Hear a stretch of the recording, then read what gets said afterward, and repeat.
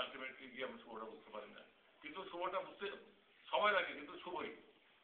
আমাদের প্রধান কাজ হচ্ছে এই যে ভগবান যে আমাদেরকে তিনি চমৎকার করেন, তিনি মিলিয়ে দেন, আমাদের জানার দরকার নেই, তাদের মিলন আমরা খুশি, তাদের দেখে মিলন খুশি, কারণ এটাতে আমরা খুশি।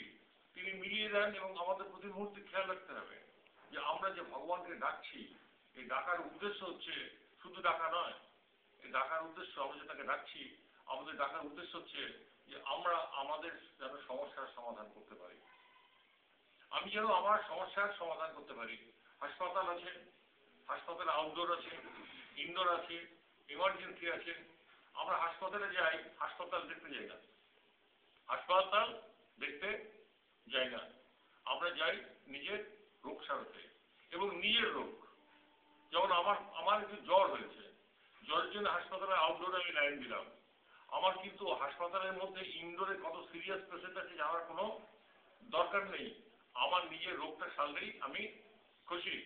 এবং হাসপাতালটা কিন্তু তার জন্য তৈরি হয়েছে, হাসপাতালে কিন্তু তার জন্য তৈরি হয়েছে। আউটডোরের পেশেন্টকেও সে সুস্থ করবে, ইনডোরের পেশেন্টকেও সে সুস্থ করবে, সিরিয়াস অপারেশনও সে করবে। আমার কাজ হচ্ছে সুস্থ হয়ে ওঠা, সুস্থ হয়ে ওঠা, নিজেকে সুস্থ করে তোলা। আমরা হাসপাতালে কিন্তু সেই বিশ্বাস নিয়েই যাই এবং আমরা সুস্থ হই। তাই হাসপাতালগুলি চলছে। দু একটা ঘটনা ঘটে, মারপিট হয়, দু একটা ঘটনা ঘটে, ঢিল ছোড়াছড়ি হয়, কিন্তু আমরা কিন্তু হসপিটালের উপরে বিশ্বাস রাখি, নাহলে বেড খালি থাকে না কেন। তেমনি কিন্তু ঈশ্বর হচ্ছে সবচেয়ে বড় হাসপাতাল, সবচেয়ে বড় হাসপাতাল। যেখানে হাসপাতাল ফেল করে, যেখানে হাসপাতালে ডাক্তার বলে যে আমার হাতে আর কিছু নেই, এই যে উনি সবকিছু বন্দোবস্ত করেছেন, ওনার ছেলের কিডনি অপারেশন হবে, উনি এসছেন এখানে, উনি প্রার্থনা করছেন ঠাকুরের কাছে, ঈশ্বরের কাছে প্রার্থনা করছেন। কেন প্রার্থনা করছেন? উনি তো সব জোগাড় করে ফেলেছেন, ডোনার জোগাড় করে ফেলেছেন, হসপিটাল ঠিক করা আছে, অপারেশন ঠিক করা আছে, সবকিছু করে দেওয়া হবে, কিন্তু তিনি প্রার্থনা করছেন ঠাকুর আমার ছেলেকে ভালো করে দাও। তার মানে এর পরেও আরেকজন আছে যার হাতে ক্ষমতা আছে, যার হাতে ক্ষমতা আছে। সুতরাং এমন একজনের কথা আমরা রোজ আলোচনা করি, যার হাতে সবচেয়ে বেশি ক্ষমতা আছে, আমরা তার কথা রোজ আলোচনা করি, তাকে আমরা ডাকি। এবং তাকে আমরা ডাকি কেন ডাকি? তার হাতে সবচেয়ে বেশি ক্ষমতা আছে। খুব স্বাভাবিক কথা। আমার কোনো কাজ হলে, আমার যদি প্রধানমন্ত্রীর সাথে বন্ধুত্ব থাকে, আমি তাকে জানিয়ে দেবো, আমি মুখ্যমন্ত্রীর সাথে জানাবো না। প্রধানমন্ত্রীকে জানালেই প্রধানমন্ত্রী মুখ্যমন্ত্রীকে জানিয়ে দেবে, এই ওখানে ও থাকে, ওর দেখো, ওকে দেখো। তেমনি এই ভগবান হচ্ছে সুপ্রিম, যাকে আমরা জেনেছি, যাকে আমরা দেখেছি, যাকে অনুভব করেছি, সুপ্রিম। তার কাছে সমস্ত ক্ষমতা আছে, তাকে আমরা ডাকি। এবং কেন ডাকি? আমার রোগ সারানোর জন্য, যাতে আমার রোগ সারে এবং রোগ এটা সারে। যদি রোগ না সারতো তাহলে ভগবানকে ডাকা অনেকদিন আগে বন্ধ হয়ে যেত। মন্দির তৈরি কেউ করতো না, সবাই হোটেল তৈরি করতো। মন্দির কেউ বাড়াতো না, মন্দিরে কেউ যেত না, সব হোটেলেই যেত, সব হোটেল তৈরি করতো। কালীঘাট বন্ধ হয়ে যেত, দক্ষিণেশ্বর বন্ধ হয়ে যেত। তিনি শোনেন, তিনি রোগ সারান। আর আমাদের কাজ হচ্ছে আমাদের প্রতি মুহূর্তে তাকে ডেকে রোগ সারানো। কিন্তু ঠিক করে দেখতে হবে যে আমার কানের রোগ হয়েছে, আমি যদি নাকের ডাক্তারের কাছে গেলে হবে না, আমাকে ঠিক কানের ডাক্তারের কাছে যেতে হবে, যে কান দেখেন, তার কাছে যেতে হবে, কপালের ডাক্তারের কাছে গেলে হবে না। তেমনি ভগবানকে নিয়ে আমাদের প্রতি মুহূর্তে কিন্তু ভগবান বলেন আমাদের পরীক্ষা করেন, ভক্তকে পরীক্ষা করেন, ভগবান ভক্তকে পরীক্ষা করেন, আবার ভক্ত ভগবানকে পরীক্ষা করেন। আজকে গুরুত্ব দিয়ে তার ছেলেকে দেখা হয়েছে কেন? সে ভক্ত, সে ভগবানকে নিয়ে পড়ে আছে, সে ভগবানকে নিয়ে পড়ে আছে, তার মধ্যে মা, সে শক্ত হয়ে পড়ে আছে, সে ঈশ্বরের বিশ্বাস নিয়ে পড়ে আছে এবং সে ঈশ্বরের বিশ্বাস নিয়ে আছে, একা পড়ে আছে, সে আছে। এবং তাকে কে রেখেছে? তার সব আছে, ছেলে আছে, ঠিক আছে, ছেলে বউ আছে, ছেলের বউ হয়েছে, সব ঠিক আছে তার, কিন্তু তার এক বিশ্বাস নিয়ে সে পড়ে আছে ঈশ্বর। এবং সে ভক্ত, সে পরীক্ষায় উত্তীর্ণ, আজকে তার ছেলে এসছে, এটা আমার আনন্দ যে ঈশ্বর কথা শোনেন। তারপরে আকাঙ্ক্ষা ছিল, তার মধ্যে ইচ্ছা ছিল যে আমার ছেলে আসুক, এসছে, যেমন ভাবে হোক এসছে। তো সুতরাং ঈশ্বর কথা শোনেন, ঈশ্বর আমাদের সমস্যার সমাধান করেন। এবং এই জিনিস আমাদের মনে রাখতে হবে যে তাকে ডেকে আমাদের প্রধান কাজ হচ্ছে যে প্রতিদিন আমাদের রোগ সারানো, প্রতিদিনের রোগ আমার সারানো, ঠিক না? একটা রোগ যখন হয়, একটা 3 দিনের ওষুধ খেলে সেরে যায়, কিন্তু কোনো কোনো রোগ আছে 2 বছর ধরে ওষুধ খেতে হয়, 2 বছর ধরে ওষুধ খেতে হয়। কোনো কোনো জন্ডিস 21 দিনে সারে, কোনো কোনো জন্ডিস 4 বছরে 4 মাস লাগে, 6 মাস লাগে।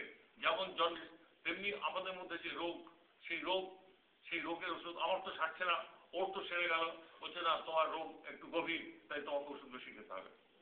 তোমাকে ওষুধ বেশি খেতে হবে, কিন্তু যখন থেকে তুমি ওষুধ খাওয়া শুরু করেছো তখন থেকে কিন্তু তোমার রোগ সারছে। বলছে এই আধ্যাত্মিকতা মানে এটা নয়, বেদান্ত সোসাইটির আধ্যাত্মিকতা মানে একটা আলাদা নয়, ভগবান একটা আলাদা, তার জন্য ঘর একটা আলাদা, তা নয়। ভগবানকে নিজের জীবনে ব্যবহার করে প্রতি মুহূর্তে দেখতে হবে যে আমি হৃষ্টপুষ্ট হচ্ছি কিনা, আমি শক্তিশালী হচ্ছি কিনা। কেন এখানে যিনি বলছেন তিনি এই কথা বারবার বলে চলেছেন।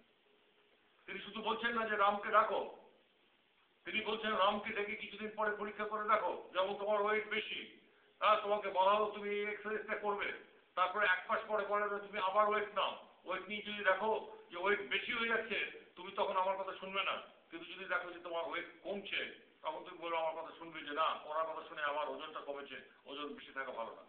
তেমনি এই রামের কথা চিন্তা করে যদি দেখো যে তোমার অসুখ বেড়েছে, তুমি ছেড়ে দেবে। কিন্তু এটা হয়নি কোনোদিন, হবে না কোনোদিন। তার কারণ হচ্ছে ভগবান এমনই একটা নাম, রাম এমনই একটা নাম, কৃষ্ণ এমনই একটা নাম। আমরা শুধু এখানে লেক গার্ডেনে বসে ডাকছি না, চিরযুগ বহু যুগ ধরে মানুষ ডাকছে, এবং এখনো ভারতবর্ষের নানা প্রান্তে মানুষ ডাকতে থাকে, এখনো ভারতবর্ষের নানা প্রান্তে তাকে ডাকছে।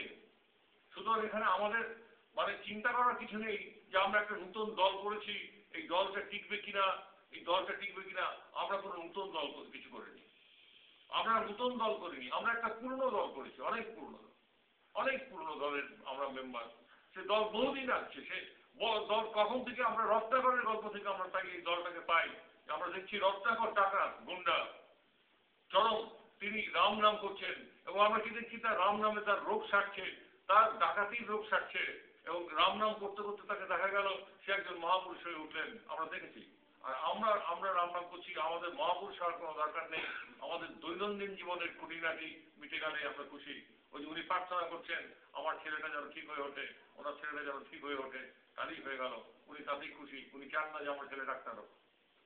সুতরাং এই আধ্যাত্মিকতা, যেটা বেদান্ত সোসাইটির মূল কথা, যে আধ্যাত্মিকতাকে তোমরা জীবনে আলাদা 1 ঘন্টার বিষয় করে রেখো না, আধ্যাত্মিকতাকে জীবনের প্রতিটি সময়ে সাক্ষী করে রেখো, এবং সে আধ্যাত্মিকতা তোমাকে সাহায্য করবে, ধীরে ধীরে সাহায্য করবে। এটা হোমিওপ্যাথিক ওষুধের মতন, দেখলে বোঝা যায় না, হোমিওপ্যাথিক ওষুধের ড্রপ দেখলে বোঝা যায় না এটা আবার কি মেডিসিন। হ্যাঁ, ডাক্তার বললো হা করো, মুখে একটু ফেলে দিল, এটা কি মেডিসিন। কিন্তু যে বিশ্বাস করে হোমিওপ্যাথিতে, যে ডাক্তার বিশ্বাস করে হোমিওপ্যাথিতে, সে একটু একটু করে ড্রপ দিয়ে দেখা গেল একটা কঠিন রোগ তিনি সারিয়ে দিয়েছেন। হোমিওপ্যাথি তো রোগ সারে, নাহলে এত হোমিওপ্যাথি ডাক্তার চলছে কি করে হোমিওপ্যাথি ডাক্তার। সুতরাং এই রাম নাম, এই ঈশ্বর চিন্তা যেটা আমরা করে চলেছি বেদান্ত সোসাইটি আধ্যাত্মিকতা, তার মূল সুর হচ্ছে তোমার জীবনের সমস্যা, যেটাকে রোগ বলা হয়। রোগ বলতে শুধু জ্বর নয়, রোগ বলতে শুধু ক্যান্সার নয়, মানসিক অশান্তি, মানসিক ভুল বোঝাবুঝি, মানসিক টেনশন, এটাও কিন্তু রোগের মধ্যে পড়ে। একটা ভুল বোঝাবুঝি,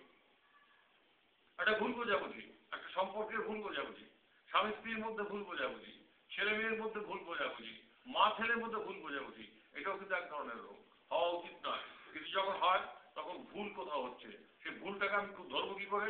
আমি আইনের কাছে গিয়ে ভুল ধরে লাভ নেই, আইনের কাছে গিয়ে কোর্ট কেস করে যে ছেলে আমার কাছে থাকবে না বাপের কাছে থাকবে, এই ধরনের কোর্ট কেস ওদের কোনো লাভ নেই।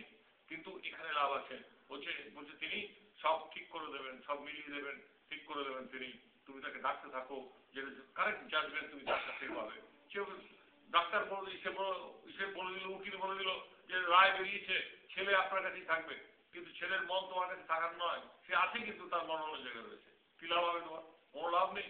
সুতরাং যে মনের পরিবর্তন ধীরে ধীরে ধীরে আস্তে আস্তে আস্তে তিনি ঘটিয়ে দেন, এবং প্রথমে বোঝা যাবে না, প্রথমে ধরা যাবে না, কিন্তু যখন পরিবর্তন ঘটতে থাকে, যখন মিলন ঘটতে থাকে, তখন দেখা যায় পরিবর্তন ঘটতে থাকে, তখন বিশ্বাস বাড়তে থাকে। যখন পরীক্ষায় ছেলেটা ভালো রেজাল্ট করতে থাকে, তখন তাকে বলতে হয় না যে তুই পড়, সে পড়াশোনা বাড়িয়ে দেয়, সে আরো ভালো রেজাল্ট করার জন্য সে লাফিয়ে ওঠে, পড়াশোনা বাড়িয়ে দেয়। আর যে ছেলে ফেল করে সে পড়াশোনা মন থাকে না। তেমনি আধ্যাত্মিক জগতে আমাদের দেখতে হবে যে ভগবানকে দেখে আমাদের লাভ হচ্ছে, যদি লাভ হয় তখন কিন্তু আমি কিন্তু নিজেই বাড়াবো তার চিন্তা, তার ভাবনা, তার ভাবনা। কেননা এখানে কোনো ইয়ে নেই, যেমন আমি ডাক্তার দেখাচ্ছি, আমি বলছি সবচেয়ে বড় ডাক্তারকে আমি দেখাচ্ছি, আমি অন্য ডাক্তারের কাছে যাওয়ার প্রশ্ন নেই। সবচেয়ে বড় ডাক্তার, ঈশ্বরের চেয়ে বড় ডাক্তার কেউ নেই।